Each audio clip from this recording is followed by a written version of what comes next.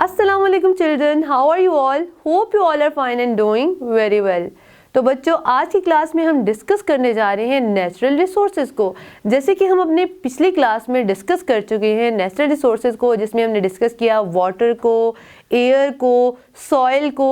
तो आज हम डिस्कस करने वाले हैं फॉरेस्ट को, नेचुरल ऑयल को, नेचुरल गैस को और मिनरल्स को। तो सबसे पहले बात करते हैं फॉरेस्ट की। फॉरेस्ट क्या होते हैं और ये किन पर्पस के लिए इस्तेमाल किए जाते हैं? What are the uses of the forest? तो बात करते हैं व्हाट इज फॉरेस्ट।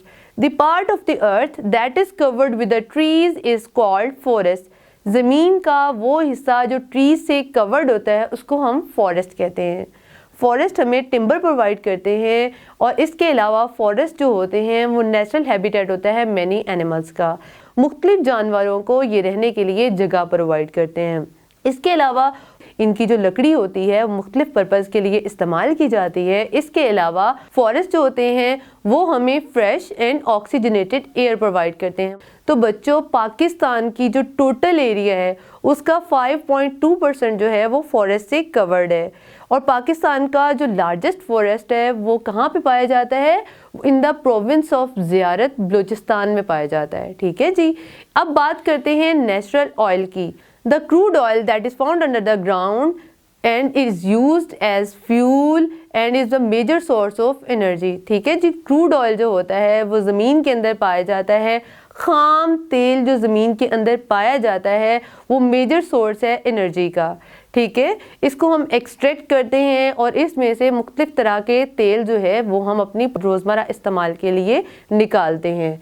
जो क्रूड ऑयल होता है वो यूज़ होता है as a fuel in many vehicles and in many transport. मतलब मुख्तलिफ तरह की गाड़ियों में, मुख्तलिफ तरह के जो मीन्स ऑफ ट्रांसपोर्ट होते हैं उनमें ये क्या यूज़ करते हैं? इसको एज अ फ्यूल यूज़ करते हैं। इसके अलावा जो क्रूड ऑयल होता है हम इससे इलेक्ट्रिसिटी को भी जनरेट कर सकते हैं। अब बात करते हैं नेचुरल गैस की। जी, तो बच्चों, नेचुरल गैस भी जो होती है वो ज़मीन के अंदर पाई जाती है। इसके अलावा जो नेचुरल गैस होती है मेजर सोर्स है एनर्जी का। इसको एज अ फ्यूल भी यूज़ किया जाता है, हीटिंग पर्पज़ के लिए भी यूज़ किया जाता है। घरों के अंदर जो है वो खाना पकाने में एज अ फ्यूल यूज़ होती है नेचुरल गैस। ठीक है, इसके अलावा नेचुरल गैस जो होता है वो फर्टिलाइज़र्स बनाने में भी इस्तेमाल होती है। तो अब बात करते हैं मिनरल्स की। The solid non-living chemicals found underground are called minerals। ठीक है, सॉलिड मतलब कि सॉलिड ज़रात होते हैं, नॉन लिविंग केमिकल्स होते हैं जो ज़मीन के अंदर पाए जाते हैं, उनको मिनरल्स कहते हैं। जैसे कि copper, silver, gold, iron, salt वगैरह।